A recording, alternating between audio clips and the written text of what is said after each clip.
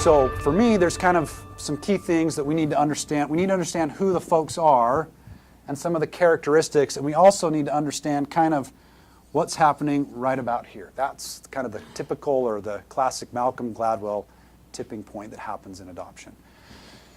So this is actually a little bit more, I probably should have drawn the line a little bit more right here. And then the curve actually goes a little bit more like this. So we're going to adjust this just a little bit.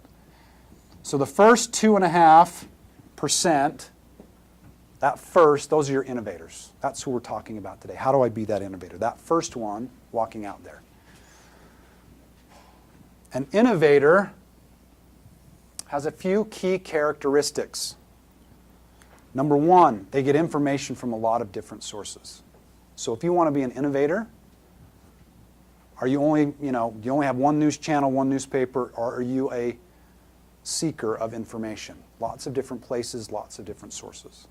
The other characteristic that we find consistently with innovators is they constantly are establishing new relationships outside their normal comfort zone.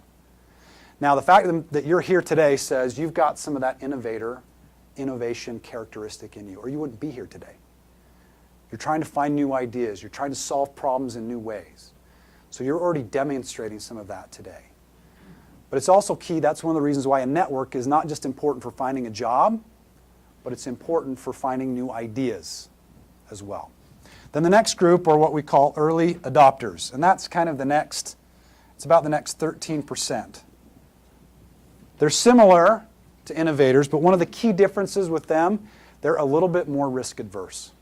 They want to see they don't need to see a lot of success, but they need to see some success in order for them to kind of take that risk and jump out and follow. But they'll follow pretty quickly. If there's any sign of success, they're the next ones in line to go.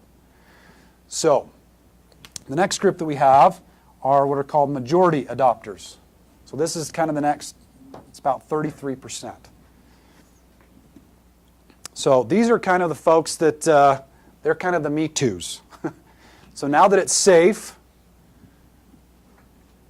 they like innovation, they like the idea, they like the concept. They kind of like to be hip, but again, their risk tolerance has kind of gone down. The next group, again around 33%, are the late adopters. So this is kind of like my mom in technology. You know, it was kind of scary. These folks in general, one of the key things that differentiates them between majority adopters and late adopters, there tends to be a little bit more fear around innovation. They're scared of it because of the change that it represents. Or maybe they've gotten burned in the past. So one of the things, if I'm trying to push past this point in creating a movement or around innovation, or going back to beta or some of these other things that we talked about, we underestimate the fear factor when it comes to these folks. Now the last ones are what are called laggards. Okay? And they're the remaining part. And typically, what oftentimes happens, they actually never even end up adopting, or they adopt so late that we're already in the next curve, right?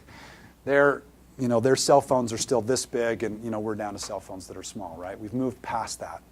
And typically innovation is happening so fast for them that they get further and further behind. This presents some unique and interesting social issues. And it's one of the next areas that I want to look at is how do we help laggards, specifically as it relates to technology and education. When they get left further and further behind, how do we get them moved up into the system? But that's another conversation for another day.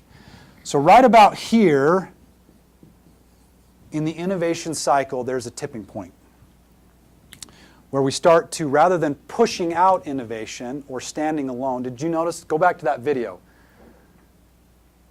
and think about what started to happen. So there was one, and then what happened? There was a second. And how long did they dance by themselves? For a little while. And then there was number 3. There was still a little bit of time, right? And then what started to happen? 4. And by the time they got to here, they were running down the mountain. Anybody catch the guy in the nice red Speedo running down the mountain? Yeah, my son started laughing when he saw the video, that part. Thought that was pretty funny.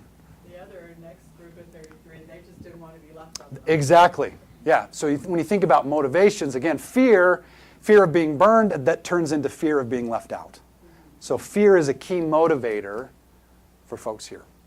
All right, so those are kind of the signs. If I'm looking as an innovator, inventor/innovator, I need to kind of understand what's happening in the life cycle of innovation. And how can I have influence, what's motivating, what's going on here, so that I can realize, okay, I need to stand up a little bit longer, or now that I've got number 2, what can I do to get number 3, 4, and get people start to run down the mountain?